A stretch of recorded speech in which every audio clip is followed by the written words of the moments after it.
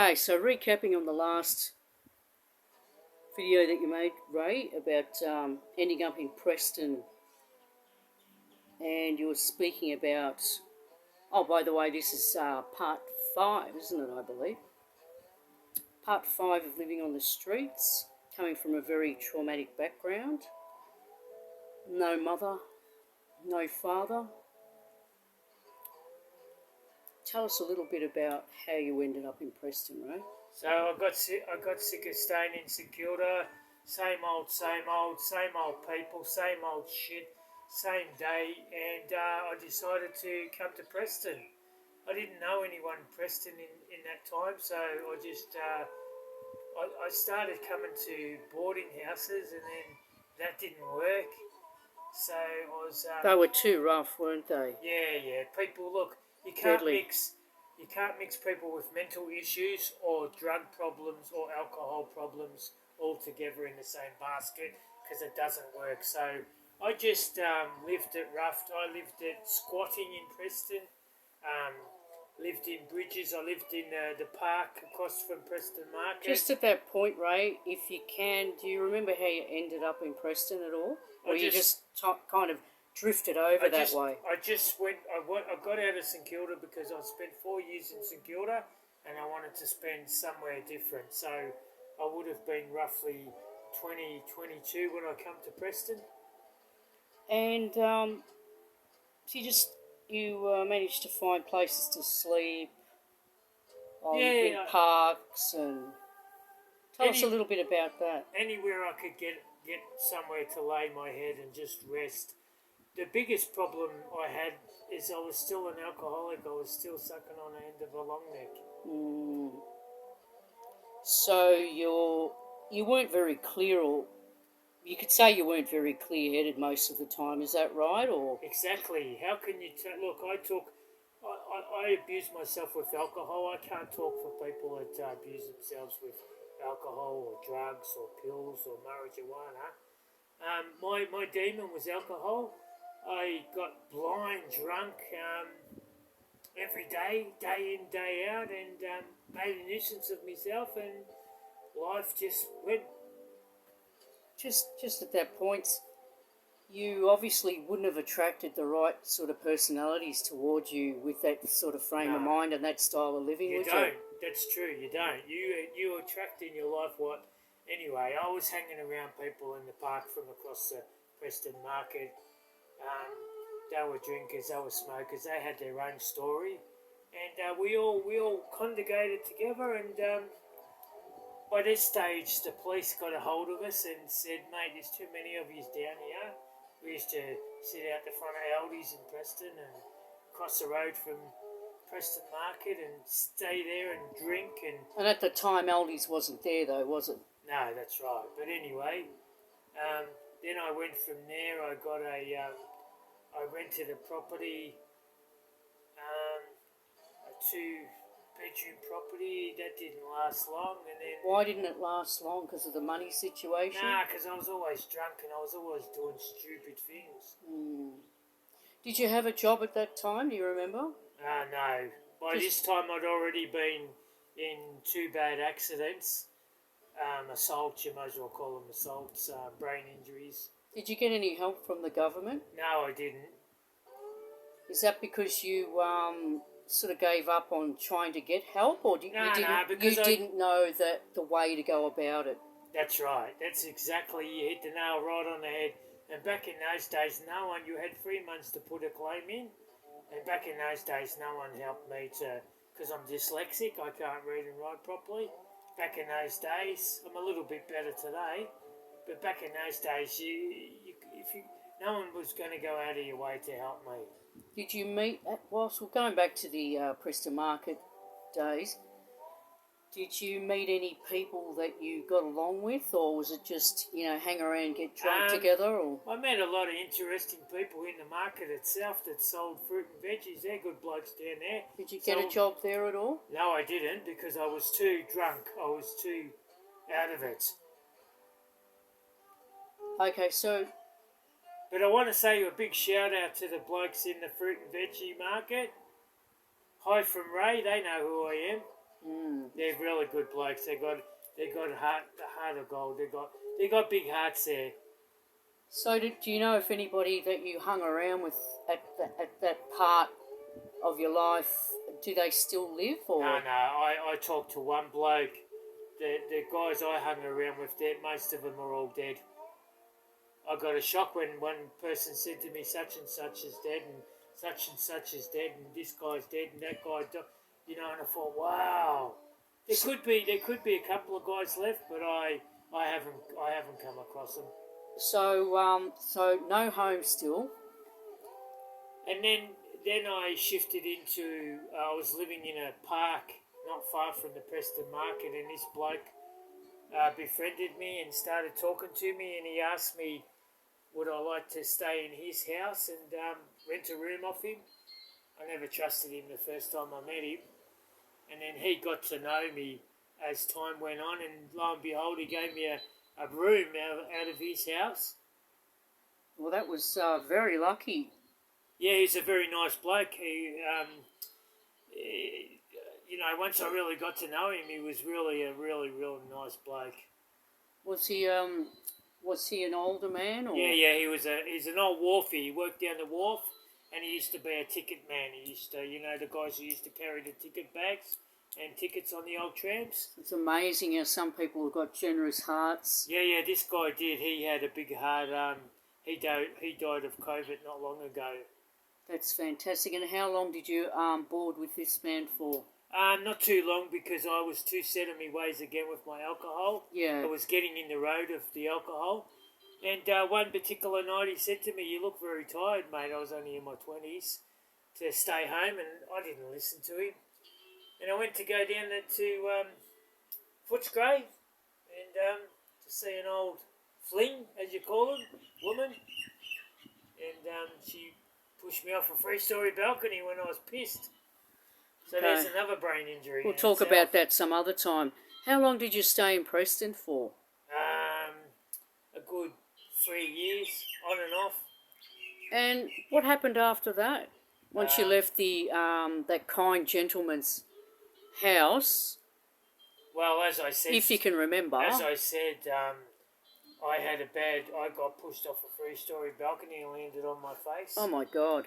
And I've got a metal plate here, a metal plate there, and a metal jaw, and I don't blink my eyes. See how my eyes don't blink? That's a bit So scary, that's isn't it? another head injury added to the basket. Oh, goodness, you've had some whoppers. So I got out of hospital after 2 years. I had to go to rehabilitation in Essendon Hospital to get... How long did that last, Ray? 2 years. And then I had to go from there and do anger management. Anger management.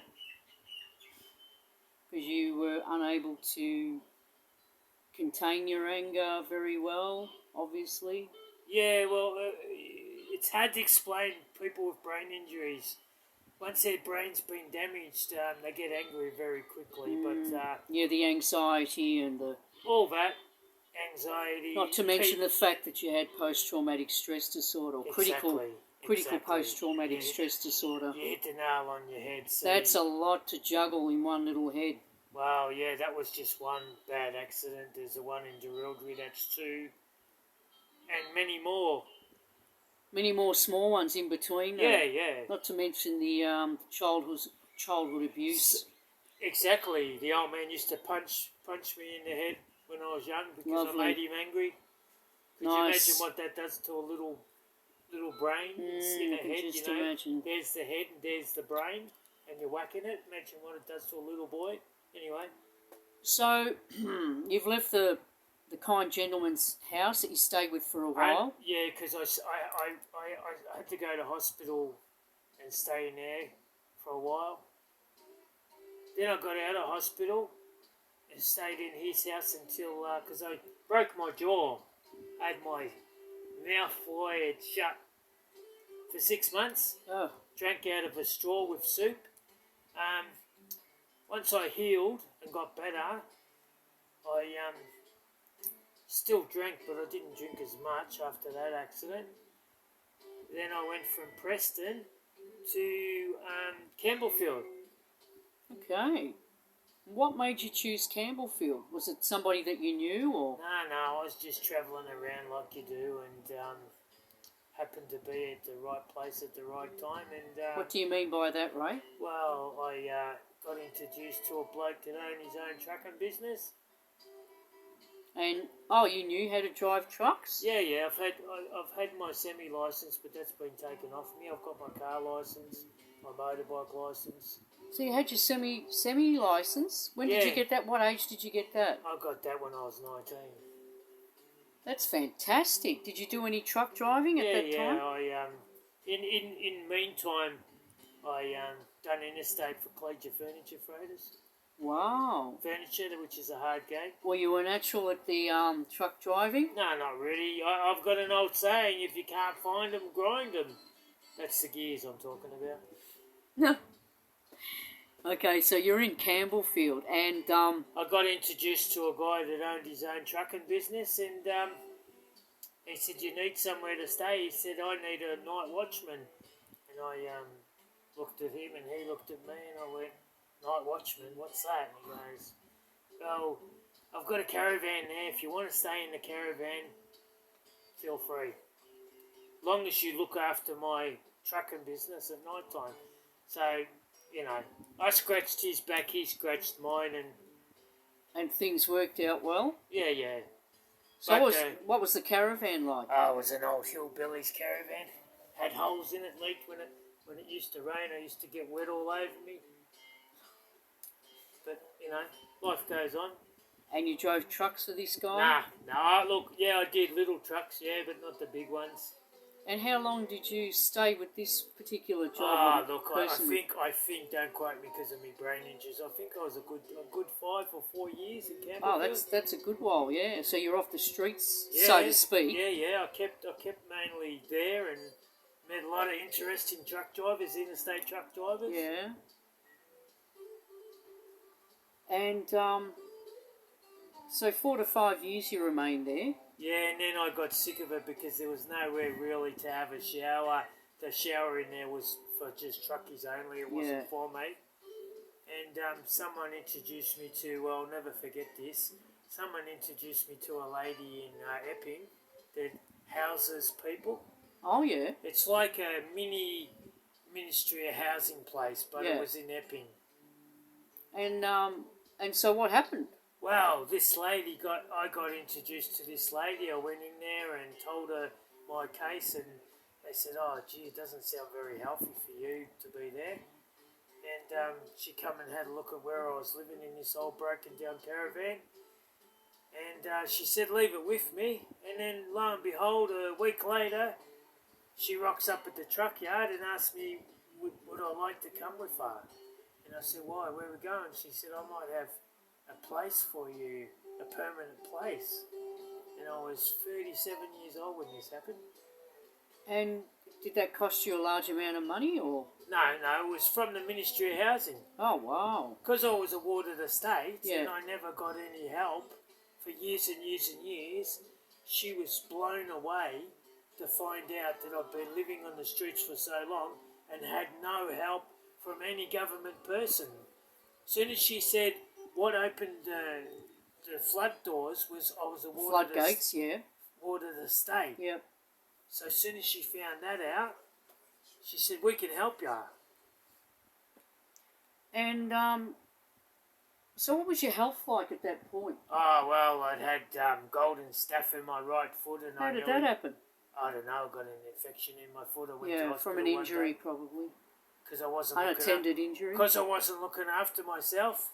I got golden staph, nearly lost my leg. Oh, crikey. So I ended up going to this lady, and she said, "We've got a house down in Preston," and I nearly fell over. I said, "Preston? I just come from Preston not long ago." So she said, "Jump in my car." She took me to the Preston Housing Commission place, filled in some pieces of paper, handed me some keys. Sounds too easy. Handed me some keys and said, "Tomorrow we want you to turn up at the Housing Commission." So you filled this lady with the story of your life, and she decided to do something about you. Yeah. I was so fortunate of this lady, and I was so rapt. I was so like, wow, I can't thank this lady enough. Unbelievable. And she said, you can just thank me by just being happy, Ray, you know. Oh, how lovely. She brought a tear to my eye. And so how long did this process take? Well, I was shocked. It happened so quick, you know. The guy that was owning the trucking yard, he was moving on, selling his business, and I had to get out of there very quickly. And a week later, I went down with her to Preston. Lo and behold, they bring me to the place I'm sitting in today. Fantastic. I bet it didn't look like the way it does right now. No. When I got this place, it was a one-bedroom place. It had nothing in here. I made do with what I had, and I haven't looked back since. That's fantastic, Ray. I think we'll end this video here for now, and then we'll continue on later on down the track. Thanks, Ray.